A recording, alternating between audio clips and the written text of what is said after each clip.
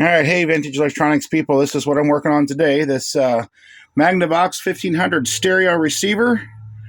The problem with it is the speaker switches, and a lot of these controls are very, very dirty. When I got the set, it was from an estate sale. The guy sold it to me cheap because he said it couldn't get no sound out of it. If you play with the controls, you would get a little crackle and pop a couple times out of the either one of the speakers, but nothing would work. So he was throwing it away pretty much, and I gave him $5 for it. The problem is the controls are very, very, very dirty. I've had to spray the control pots here for your bass, treble, volume, and balance. I've had to spray the switches, and now I'm working on these speaker switches. They were a big problem. You had to play with them in and out, jiggle them a little bit, then you could get a little crackle and pop, and then one speaker would come on, and then the other one would go off. Then you'd mess with it again, and that speaker would come on, this one would go off. And the same with speakers A and B. And man, the B set, it took forever to even get them to work at all. But just messing with the switches in and out, it would crackle, pop, and sometimes you could get them both to come on. So the problem is these darn switches.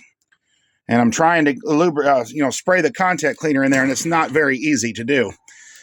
So might just bypass those, but I really don't want to do that because it would take the originality away from the stereo. Quick overlook. Got a whopping big power transformer. This is a pretty good stereo receiver. It's pretty beefy for what it is. It's even got a thermal cutoff. If the transistors get too hot, it'll cut it. That's pretty nice. So it's got a little bit of thermal protection there built in. So this is the American-made version.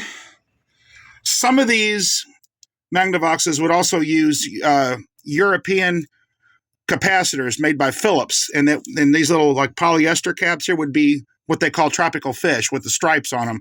These are the American-made polyester. The camera's not focusing too well, but some of them use the Philips-made tropical fish capacitors. So I hate those because they're hard to read the values. You'd have to have a card to do it. Luckily, these have the values on them, but there's none of these are bad. The problem with the stereo is mostly these switches and controls are just filthy. A lot of oxidation, and it's just not making good contact. So there's nothing really wrong with the stereo other than that. So that's what I'm working on. I'm going to do a little bit more. I may have to see if I can get that switch off of here. But even after spraying the contact cleaner in it a few times and working on back and forth, it's gotten better, but it's still a problem. They'll have both speakers on, and then all of a sudden one will just quit. And I mess with the switch, and it'll come back on. So we still got a problem. So that's what I'm going to have to do. So that's where I'm at with this one.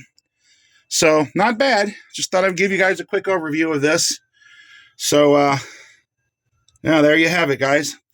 Magnavox 1500. It's a nice receiver. All the lights work on it too. So couldn't beat it. So all right. Thanks for watching.